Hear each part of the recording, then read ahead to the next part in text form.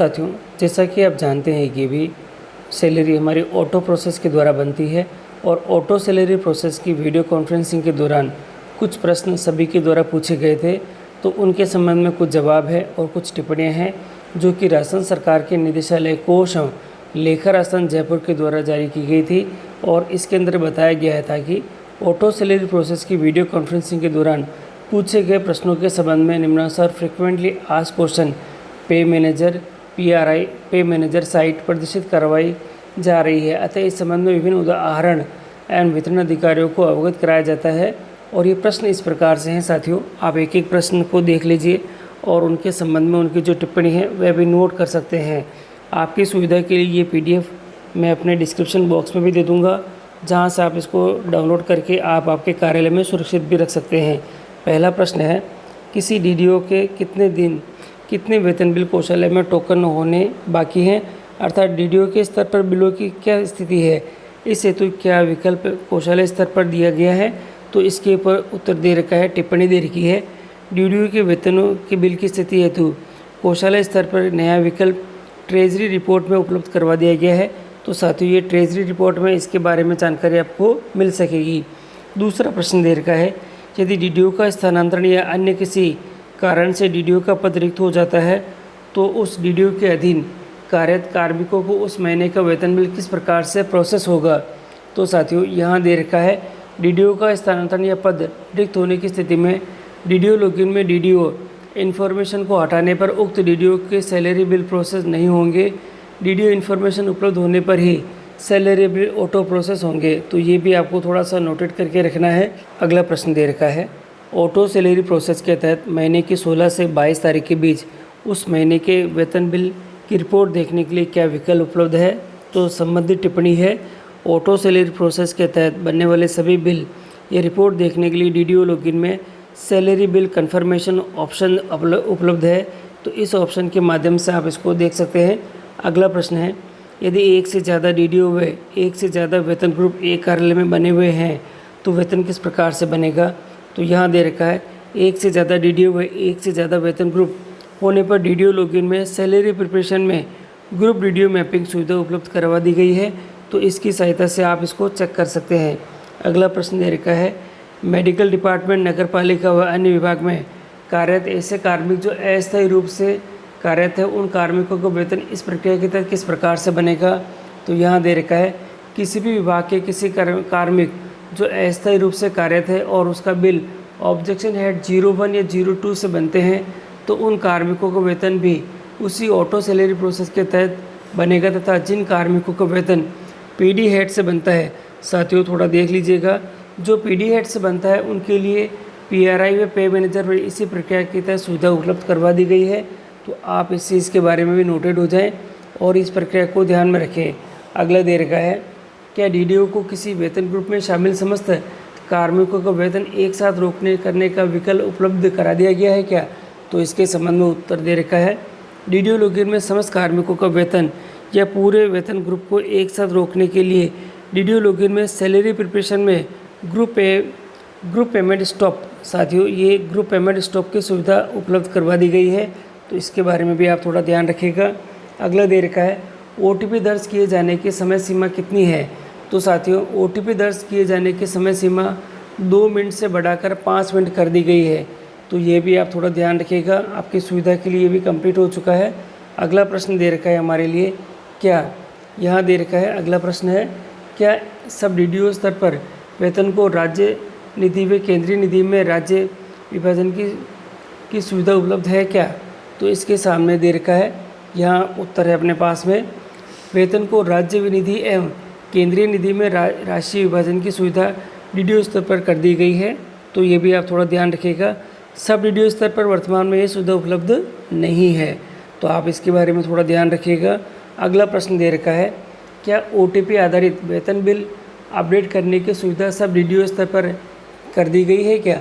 तो इसके संबंध में टिप्पणी दे रखी है, OTP आधारित वेतन बिल अपडेट करने की सुविधा सब DDO स्तर पर भी उपलब्ध करा दी गई है। तो आप इसको भी नोटेड कर लें। अगला प्रश्न दे रखा है, क्या DDO के मोबाइल नंबर अपडेट करने की सुविधा उपलब्ध है क्या। तो अगले इसके संबंध में टिप्पणी दे रखी है, DDO के मोबाइल नंबर अपडेट करने की सुविधा डीडीओ लॉगिन के डीडीओ इन्फॉर्मेशन में उपलब्ध है। तो ये भी आप अच्छे से नोट करके रख लें। और इसके बाद जो अगला प्रश्न दे रखा है, कार्मिक के मोबाइल नंबर को अपडेट करने की सुविधा क्या डीडीओ स्तर पर उपलब्ध है क्या? तो साथियों, इसके संबंध में जो उत्तर दे रखा है या टिप्पणी दे रखी है वह इस प्रकार से है। कार्मिक अपने मोबाइल नंबर अपडेट करने के लिए या पुराने नंबर हटाने के लिए पे मैनेजर पर उपलब्ध फॉरगेट पासवर्ड, साथियों ये ऑप्शन अवेलेबल है फॉर एम्प्लॉयड ऑप्शन में। मोबाइल चेंज रिक्वेस्ट से करने से संबंधित डीडीओ को रिक्वेस्ट जनरेट करके भेजना होगा। तो एक रिक्वेस्ट जाएगी डीडीओ के पास में और संबंधित डीडीओ के लॉगिन के मास्टर मेन्यू में, साथियों मास्टर मेन्यू में पासवर्ड चेंज और रिक्वेस्ट के ऑप्शन में कार्मिक के रिक्वेस्ट को अप्रूव, साथियों ये अप्रूव और रिजेक्ट का ऑप्शन यहाँ पे अवेलेबल रहेगा। तो इसके माध्यम से अप्रूव और रिजेक्ट किया जा सकता है। अप्रूव करने पर संबंधित कार्मिक के मोबाइल नंबर मास्टर डाटा से डिलीट हो जाएंगे तथा साथ ही कार्मिक का पासवर्ड भी डिफ़ॉल्ट पासवर्ड हो जाएगा। डिफ़ॉल्ट पासवर्ड में जो बैंक अकाउंट के अंतिम जो 4 अंक होते हैं ये हो जाएंगे। तो आप इसके बारे में थोड़ा सा ध्यान रखिएगा। और अगला जो दे रखा है, कार्मिक द्वारा ऑनलाइन करने पर पुनः नए मोबाइल नंबर दर्ज करने की सुविधा उपलब्ध हो जाएगी। इसी के साथ जो अगला बिंदु दे रखा है, क्या निजी निक्षेप खाते में उपलब्ध कुल राशि में से वेतन मद की राशि कम होने पर भी सिस्टम द्वारा वेतन बिल प्रोसेस किए जा सकते हैं?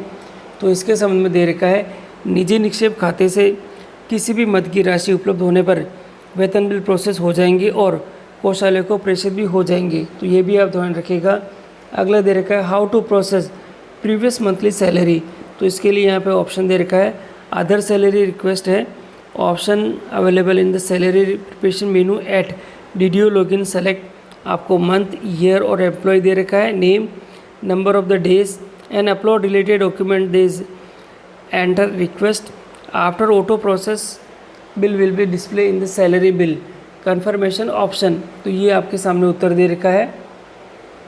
अगला जो बिंदु दे रखा है वह इस प्रकार से प्रश्न है, हाउ टू प्रोसेस हाफ पे एंड पार्शल जो पे होता है, पार्शली पेमेंट होता है, वह किस प्रकार से करेंगे? तो इसके लिए दे रखा है, the half payment options available in the employee half pay options के अंदर, एम्प्लॉय के हाफ पे ऑप्शन में अवेलेबल है, बिल प्रोसेसिंग मेन्यू के अंदर है ये। For partially payment options available in the partially payment in the employee pay detail options.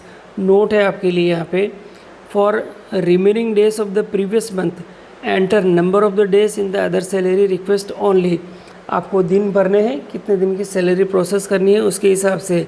अगला बिंदु दे रखा है, डीडीओ के जो DDO entered other salary request for the previous month but salary not process. तो इसके संबंध में जो टिप्पणी दे रखी है, if salary are not process in the auto process kindly check following options. अगर ऐसा नहीं होता है तो आप यहाँ पे देखें, allowances and the deductions miss matches तो नहीं हो रहे हैं पे जो एम्प्लॉय से रिलेटेड है वह, और mismatches employee report in the salary report options के अंदर आप चेक करें।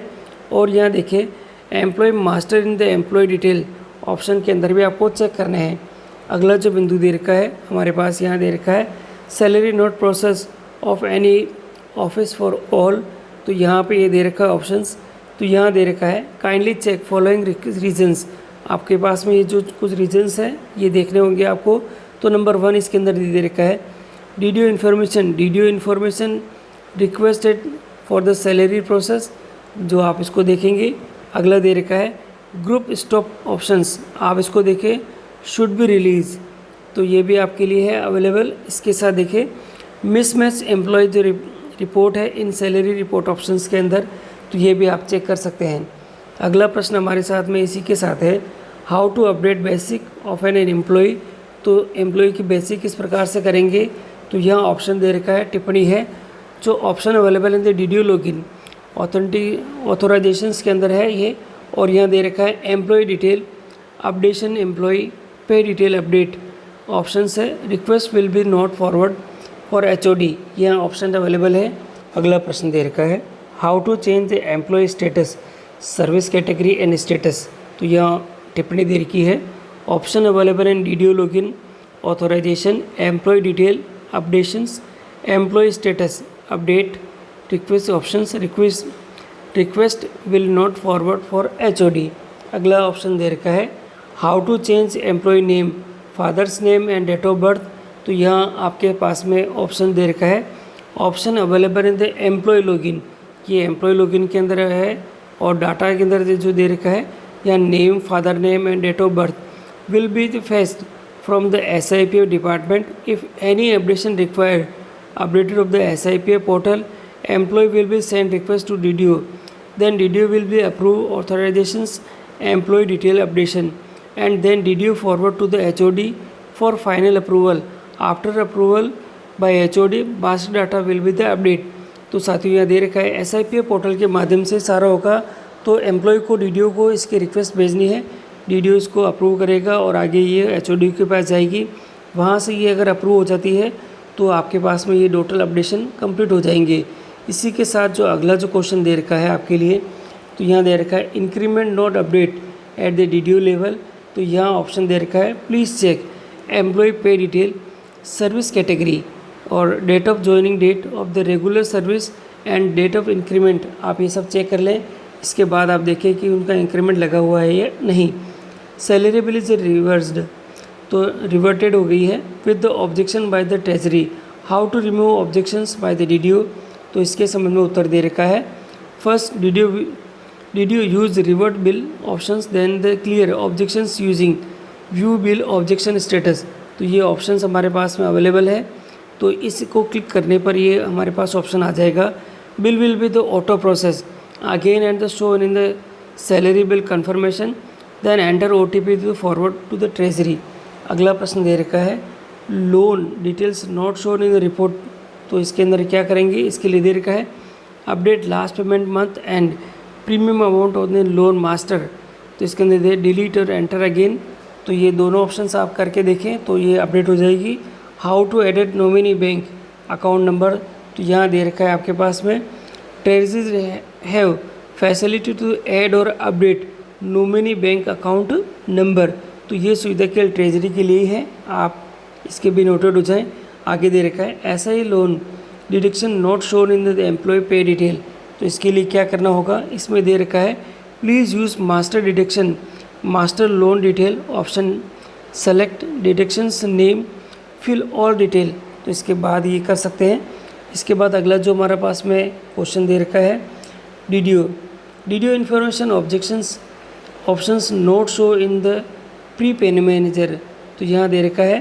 तो इसके संबंध में टिप्पणी दे रखी है DDO information option available in the pay manager for PRI users only, तो ये भी आप नोट हो जाए। इसके जो अगला प्रश्न दे रखा है employee transfer wrong office ID है, तो ये दे रखा है use rectify wrong transfer options in master menu to cancel the transfer, तो आप यहाँ से इसको सही कर सकते हैं। और इसी के साथ ये कुछ बहुत महत्वपूर्ण प्रश्न थे, 26 प्रश्न हैं जो ऑटो सैलरी बिल प्रोसेस करते समय आप लोगों के द्वारा पूछे गए थे और इसके संबंध में विभाग द्वारा इसके टिप्पणियाँ या इनके उत्तर दे दिए गए हैं। तो इनकी सुविधा से अब आप ऑटो सैलरी बिल से संबंधित जो आपके जो प्रश्न थे वो सब शॉर्ट आउट हो चुके हैं। आप इनको प्रयोग करिएगा और जो ऑटो सैलरी बिल प्रोसेस में समस्याएँ आ रही है उसको आप क्लियर कर सकते हैं।